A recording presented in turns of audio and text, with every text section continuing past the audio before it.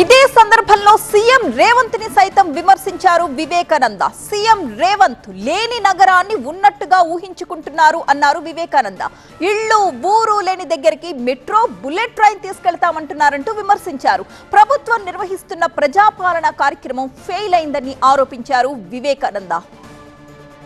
ఈరోజు ఎంత దౌర్భాగ్యమైన పరిస్థితి, లేని నగరాన్ని ఊహించుకొని మనుషులు లేరు, ఇండ్లు లేరు, ఒక ఊరు లేదు, ఒక వాడ లేదు, మరి ఏది లేదు.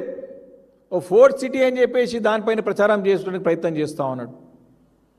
తన ప్రయారిటీ ప్రోగ్రామ్ ఏది చెప్తా ఉంటాడు. ఎప్పుడు చూసినా పెట్టుబడులు వస్తాయి, పెట్టుబడులు తీసుకొస్తా, లక్షల కోట్లు వేల కోట్లు తీసుకొస్తాడు. నీ భాషకి పెట్టుబడులు ఎలా వస్తాయని చెప్పేసి నేను ప్రశ్నిస్తా ఉన్నాను ముఖ్యమంత్రి గారు. ఈరోజు ఇండ్లు లేని కాడికి, మనుషులు లేని కాడికి, ఊరు లేదు, ఒక పేరు లేదు, అక్కడికి మెట్రో బుల్లెట్ ట్రైన్ తీసుకుపోతా అంటాడు, మెట్రో ట్రైన్ తీసుకుపోతా అంటాడు, హెలికాప్టర్లు పోతాయి అంటాడు, దాన్ని అంతర్జాతీయ నగరం చేస్తూ అంటాడు. ఉన్న నగరాన్నేమో మూలకపడేస్తారు, ఉన్న నగరాన్ని విస్మరిస్తారు, ఉన్న నగరాన్ని పాదనగరం అంటాడు.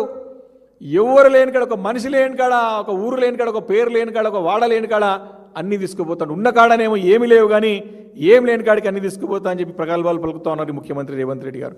కాబట్టి ఈ యొక్క ప్రజాపాలన అనే ఒక కార్యక్రమం 99 రోజుల ప్రోగ్రాం ఉన్నదో ఘోరంగా విఫలమైన కార్యక్రమం ఇది.